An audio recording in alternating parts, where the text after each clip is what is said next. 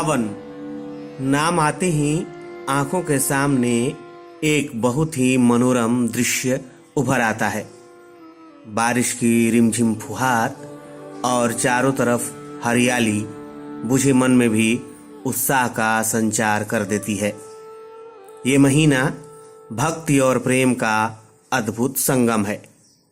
एक और प्रेम अपनी असीम ऊंचाइयों पर होता है तो भक्ति अपनी असीम गहराइयों में होती है। सावन का महीना भगवान शंकर को अत्यंत ही प्रिय है। भोलेनाथ ने स्वयं कहा है, द्वादशस्वपि मासेषु श्रावणः मे अतिवल्लभः श्रवणार्ह यन्माहात्म्यं तेनासौ श्रवणो मतः। श्रवणार्क्ष पौर्णमास्यां ततः अपि श्रावणः स्मृतः यस्य श्रवणमात्रेण सिद्धिदः श्रावणो अपि यतः। अर्थात मासों में श्रावण मुझे अत्यंत प्रिय है। इसका महात्म्य सुनने योग्य है, इसलिए इसे श्रावण कहा जाता है।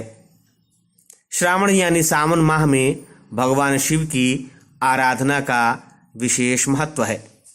विशेषकर इस महीने में पड़ने वाले सोमवार को शिव आराधना अत्यंत ही पुण्यदायी होती है।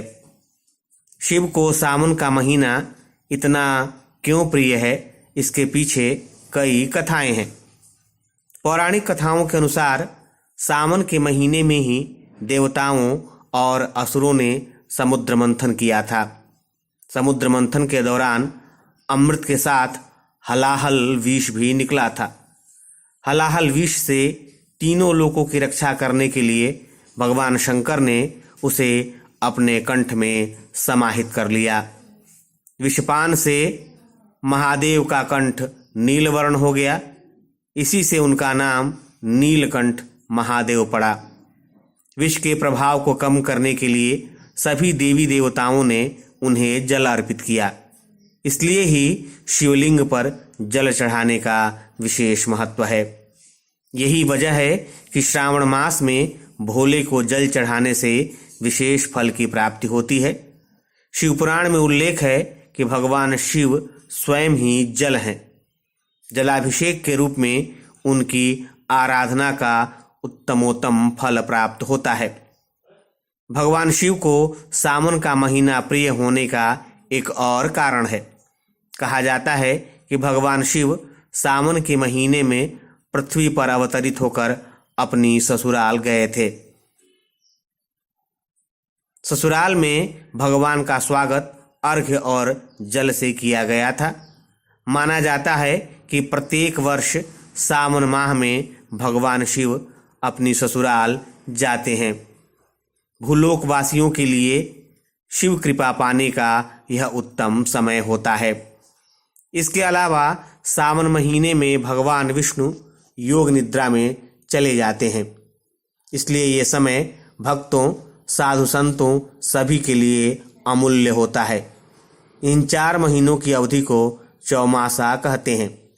इस चौमासे के दौरान सृष्टि के संचालन का उत्तरदायित्व भगवान शिव ग्रहण करते हैं, इसलिए सावन के प्रधान देवता भगवान शिव बन जाते हैं। चलिए अब जान लेते हैं कि सावन में भगवान शिव की कैसे पूजा करें। सावन मास में भगवान शंकर की पूजा उनके परिवार के संग करनी चाहिए। इस महीने में भगवान शिव के रुद्राभिषेक का विशेष महत्व है। सावन की सबसे विशेषता है कि इस महीने के प्रत्येक दिन रुद्राभिषेक किया जा सकता है, जबकि दूसरे महीनों में शिववास का मुहूर्त देखना पड़ता है। भगवान शिव का अभिषेक गंगा जल के अलावा दूध, दही, शुद्ध घी, शहद, शक्कर या गन्ने के रस से भी किया जाता है। अलग अलग वस्तुओं से अभिषेक करने का अलग अलग फल प्राप्त होता है। अभिषेक करने के बाद बेलपत्र, शमीपत्र, कुशा और दूब आदि से शिवजी को प्रसन्न किया जाता है। अंत में भांग, धतूरा और श्रीफल भोलेनाथ को भोग के रूप में चढ़ाया जाता है।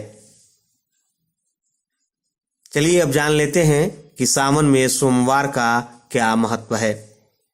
वैसे तो सावन का पूरा महीना ही शिव आराधना के लिए विशेष है। उसमें भी सोमवार का दिन भगवान शंकर और माँ पार्वती की पूजा के लिए विशेष माना जाता है। सावन के सोमवार को प्रदोष व्रत की तरह ही उपवास रहकर भगवान और माँ पार्वती की पूजा अर्चना करनी चाहिए। सावन महीने के सोमवार का व्रत रखने से मनुष्य को सुख समृद्धि की प्राप्ति होती है और दुखों से छुटकारा मिलता है।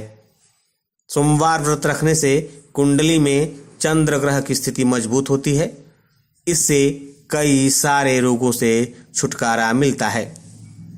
सोमवार का व्रत करने से लड़कियों को उत्तम वर की प्राप्ति होती है। पुराणों के अनुसार सोमवार के व्रत से व्यक्ति के सभी पाप नष्ट हो जाते हैं। सोमवार के व्रत से जीवन मृत्यु के चक्र से छुटकारा मिल जाता है। सावन के सोमवार में व्रत रखने से वैवाहिक जीवन सुखमय होता है। इस साल का सावन तो और विशेष है क्योंकि इस साल अधिक श्रावण मास भी है, यानी इस साल सावन पूरे 58 दिनों का है। इस तरह इस साल 8 सोमवार पड़ेंगे। पहला सोमवार दिनांक 10 जुलाई को है, जबकि दूसरा सोमवार दिनांक 17 जुलाई, तीसरा सोमवार 24 जुलाई और चौथा सोमवार 31 जुलाई को है। जबकि पांचवा सोमवार दिनांक 7 अगस्त को, छठा सोमवार 14 अगस्त को, सातवां सोमवार 21 अगस्त को, जबकि आठवां और आखिरी सोमवार 28 अगस्त को है।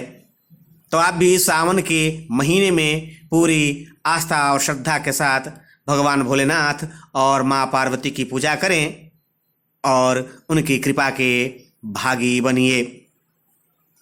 ओम नमः शिवाय।